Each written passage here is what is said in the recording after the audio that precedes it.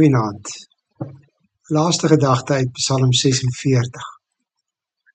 Wat sou die digter bedoel in vers 5 met die woorde: oor die strome van die rivier is daar blydskap in die Godstad. Daar's tog geen rivier wat deur Jerusalem vloei nie. Of is daar? Op die oog af nie.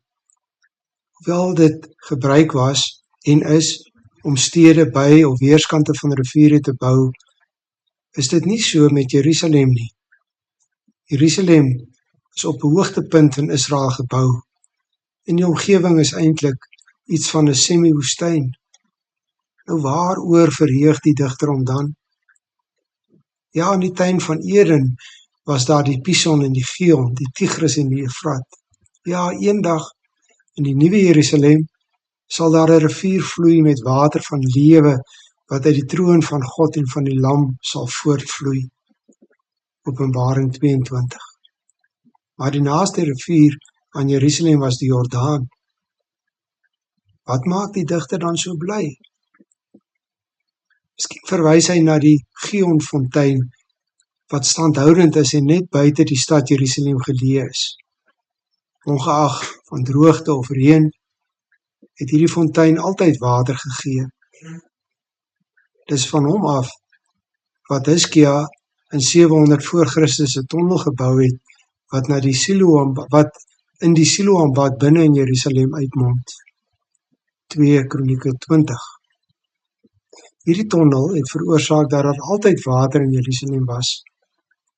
Selfs as die stad beleer is, was daar water.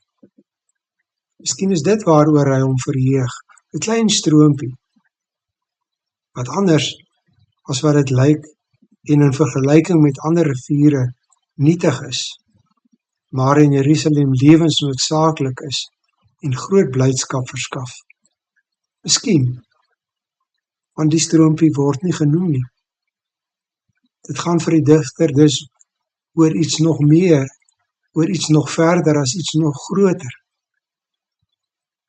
Jerusalem terloops word ook nie in die Psalm genoem nie. Wel die Godstad, die stad wat deur God beskerm en versorg word. Dit gaan dus ten diepste oor God se teenwoordigheid, wat as rivier versorg en lewe gee.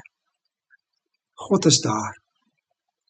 Die God wat die berge in die see kan stort, is die God van die Godstad. Die een wat riviere laat loop en wat hulle kan laat opdroog. Hy is daar. En hy is bereikbaar. Hy is 'n toevlug en 'n helper. Sy lewegewende teenwoordigheid is daar.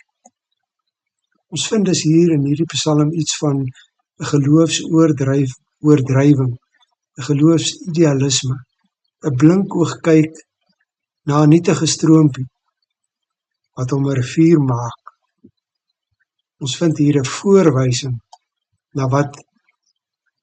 na die lewe van ons Here Jesus Christus en wat in hom beskikbaar is, na die lewegewende fontein van die Heilige Gees wat in en deur gelowiges vloei, na Jesus Christus, die lewende water. Dit is dit, nee, dit is hy, nie die rivier nie, wat ware blydskap werk. Sien vanaand met 'n geloofsoog verby die skynbaar nietigheid in jou lewe. Kyk soos die digter met 'n geloofsoog, sien wat daar is, maar wat jy net met 'n geloofsbril op kan raak sien. Soos die sterre wat daar is, maar wat jy eers kan sien as jy deur 'n teleskoop kyk. Soos die mikroorganisme wat daar is, maar wat jy net kan sien as jy 'n mikroskoop voor jou oë sien die lewegewende teenwoordigheid van God in Christus Jesus raak.